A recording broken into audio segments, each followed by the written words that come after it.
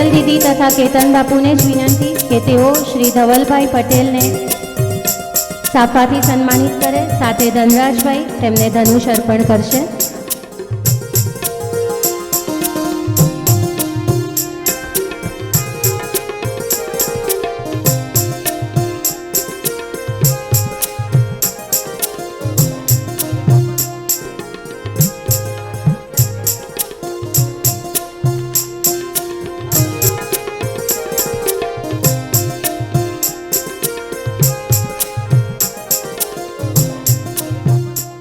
આપણી વચ્ચે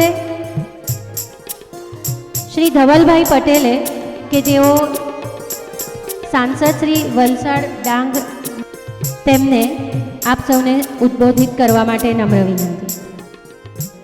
બોલો ભારત માતા કી, ભારત માતા કી. આજે તો આટલો સુખદ પ્રસંગ છે અને ડાંગમાં આપણા આદિવાસી જે નવયુવાનો છે એમાં આટલી સ્ફૂર્તિ હોય છે, ત્યારે આટલું ઢીલું ઢીલું ભારત માતા કી જય નહીં ચાલવું જોઈએ.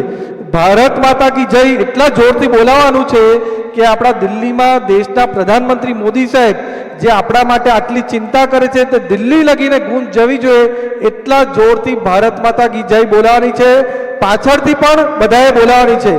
બધા બે મુઠ્ઠી વાળીને હાથ ઊંચા કરીને બોલો ભારત માતા કી જય, ભારત માતા કી વંદે વંદે. જય આદિવાસી, જય જોહાર, જય બિરસા મુંડા.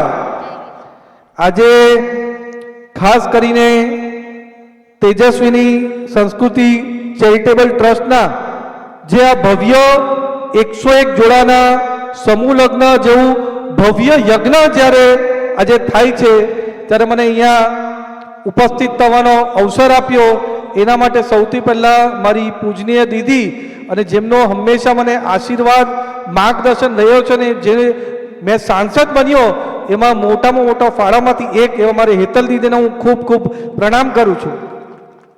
સાથે જ આપણા ડાંગના રાજવી, વાસોડાના રાજવી એવા આપણા ધનરાજસિંહ સાહેબને પણ ખૂબ ખૂબ વંદન કરું છું.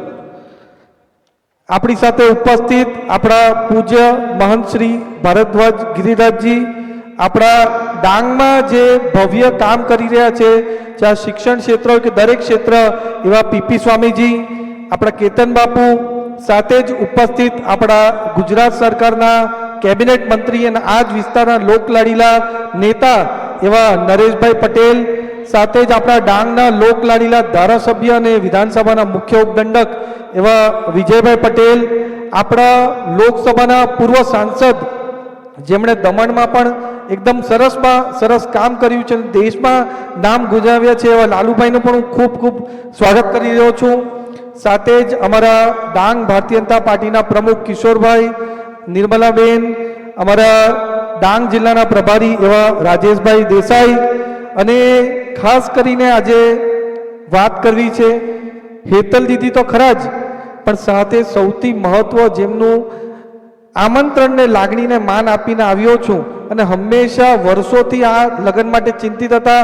મને, નરેશભાઈ, વિજયભાઈ ને દરેક લોકોને અવારનવાર યાદ અપાયું કે ધવલભાઈ તમારે આવવાનું છે, નરેશભાઈ તમારે આવવાનું જ છે, વિજયભાઈ તમારે આવવાનું જ છે, અને પોતે પણ સંગઠનની આટલી બધી જવાબદારી છે છતાં આટલું ભવ્ય કામ કર્યું છે. અમારા અશોકભાઈ ગજારાને પણ ખૂબ ખૂબ ધન્યવાદ કહેવા માંગુ છું. બધા જ મંચસ્થ તમારા મહાનુભાવો, જેમ દીદીએ વાત કરી કે આપણા આદિવાસી સમાજ આદિકાળથી જ ભારતને એકદમ સશક્ત રાખ્યું છે, મજબૂત રાખ્યું છે, અને આપણી આદિવાસી સમાજ એ જે આપણા આદિવાસી સમાજ દેશની જે પ્રથા છે, સંસ્કૃતિ છે, કળા છે, એને પણ એકદમ મજબૂત કરવાનું કામ આપણા આદિવાસી સમાજે કર્યું છે. ને એમાં પણ ડાંગ તો મોખરે રહ્યું છે, કારણ કે ડાંગમાં મુગલો હોય કે અંગ્રેજ હોય બધાને અહીંયાથી ભગાડી દીધેલા હતા અને ડાંગમાં કોઈ પણ અંગ્રેજો ઘૂસપેઠ નહીં કરી શક્યું એવું કામ આપણે ડાંગે કર્યું હતું. અને ડાંગ પૂરા દેશને દિશા બતાવે એવું આપણું ડાંગ છે. અને ત્યારે ડાંગની અંદર આટલા ભવ્ય 101 જોડાના જે આપણે આજે સમૂહ લગ્ન કરી રહેવાના છે, જેમ વિજય વાત કરી કે આપણે લગ્નોમાં યથાશક્તિ પ્રમાણે બધા ખર્ચા કરે છે. કોઈની પાસે પૈસા હોય તો વધારે પૈસા ખર્ચે, કોઈની પાસે ના હોય તો ઓછા પૈસા ખર્ચે. પણ જે સાચે ગરીબ લોકો હોય, જે લોકો પોતે એટલી યથાશક્તિ ના હોય, એના માટે આટલા ભવ્ય લગ્ન સમૂહ લગ્ન કરાવ્યા છે. એના માટે પૂરેપૂરી ટીમને હું ખૂબ ખૂબ વંદન અને અભિનંદન આપું છું. અને એમ કહેવાય છે કે સૌથી મોટું દાન એટલે કન્યાદાન, અને એ આટલું ભગીરથ કાર્ય અહીંયા થઈ રહ્યું છે. તમે વિચારો કે આજે 101 સમૂહ લગ્ન છે, ત્યારે આપણા ડાંગના રાજ્યવંશી જે ભવ્યથી ભવ્ય લગ્ન કરી શકાય છે, પૂરું ગુજરાતનું નેતૃત્વ અહીંયા આવી શકાય છે, છતાં એમણે એમના જે પુત્ર છે એમના અહીંયા સમૂહ લગ્ન કરાવે છે. એ આપણને દિશા અને નિર્દેશ બતાવે છે. એના માટે રાજવીશ્રીનો પણ ખૂબ ખૂબ અભિનંદન આપું છું. એ આપણા બધાનું માર્ગદર્શન કરી રહ્યા છે. અને એના માટે જ જેમ બેને વાત કરી કે આજે આદિવાસી સમાજ પહેલાંથી જ એકદમ મજબૂત હતો, પ્રતિભાશાળી હતો, ત્યારે આપણી મહિલાઓ પણ એકદમ પ્રતિભાશાળી છે. ફક્ત ઘર જ નહીં પણ પૂરું આપણું રાજ્ય અને દેશ પણ સાચવી શકે છે. એના માટે પ્રધાનમંત્રી નરેન્દ્ર મોદી સાહેબ આપણા મહિલાઓને સારું પ્રતિનિધિત્વ મળે એના માટે આપણે નવો કાયદો લાવ્યો, અને 33% આપણા મહિલાઓને, ચાહે વિધાનસભા હોય કે લોકસભા હોય, એમાં પણ એમણે તક આપવાનું કામ કર્યું છે. અને મોદી સાહેબ હંમેશા આપણા આદિવાસી સમાજ માટે ચિંતિત રહે છે. એના કારણે જ જ્યારે મુખ્યમંત્રી હતા ત્યારથી જ 2001થી આપણા આદિવાસી સમાજ માટે અલગ અલગ કામ કરે છે. ચાહે વનબંધુ કલ્યાણ યોજના હેઠળ વર્ષોમાં હજારો કરોડનું અને લાખો કરોડનું બજેટ આપવાનું કામ કર્યું છે. પહેલાં 1960માં જ્યારે આપણું ગુજરાત રાજ્ય મહારાષ્ટ્રથી અલગ પડ્યું ત્યાર લગીને આપણી આ ઉમરગામથી અંબાજી પટ્ટી છે, ત્યાં કોઈ પણ જાતની સાયન્સ સ્કૂલ, મેડિકલ કોલેજ જ નહીં હતી. એ આપણા મોદી સાહેબ આવ્યા એના પછી ખાસ કરીને આવી સાયન્સ સ્કૂલ ચાલુ કરીને પછી મેડિકલ કોલેજ, એન્જિનિયરિંગ કોલેજ ચાલુ કરી. એના કારણે આજે હજારો અને લાખો આદિવાસીઓ એન્જિનિયર્સ અને ડૉક્ટર્સ બની રહ્યા છે. એના માટે આપણે મોદી સાહેબને ખૂબ ખૂબ આભાર માનવું છે. અને જ્યારે 1960થી 2001 લગીને અલગ અલગ સરકાર હતી ત્યારે ફક્ત 6000 કરોડનું બજેટ આદિવાસી માટે હતું. આપણા નરેન્દ્ર મોદી સાહેબ આવ્યા તો પહેલી પંચવર્ષીય યોજનામાં આદિવાસીઓ માટે 15000 કરોડનું બજેટ આપ્યું, બીજી પંચવર્ષીય યોજનામાં 45000 કરોડનું બજેટ આપ્યું, ને હમણાં 15મી તારીખ જે આપણો ભગવાન બિરસા મુંડાજી જે આપણા સૌથી મોટા યોદ્ધા છે, આઇકોન છે, એની જન્મ જયંતિ પર દેડિયાપાડા આવ્યા હતા ત્યારે આપણા આદિવાસી માટે ગુજરાતમાં 2 લાખ કરોડનું બજેટ આપ્યું. 2 લાખ કરોડનું એવું કામ અમારી ગુજરાત સરકાર, મોદી સાહેબ આપણા આદિવાસી માટે કરી રહ્યા છે.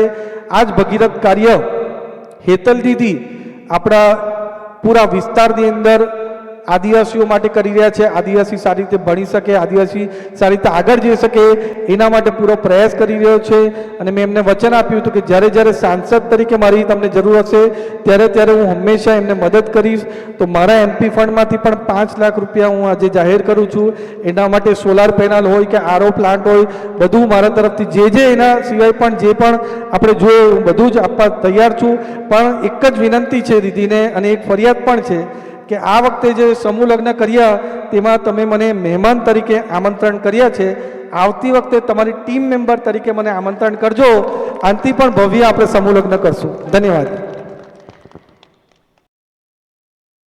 શિવોહમ હેતલ દીદી ઓફિશિયલ YouTube ચેનલને લાઇક, શેર અને સબસ્ક્રાઇબ કરો.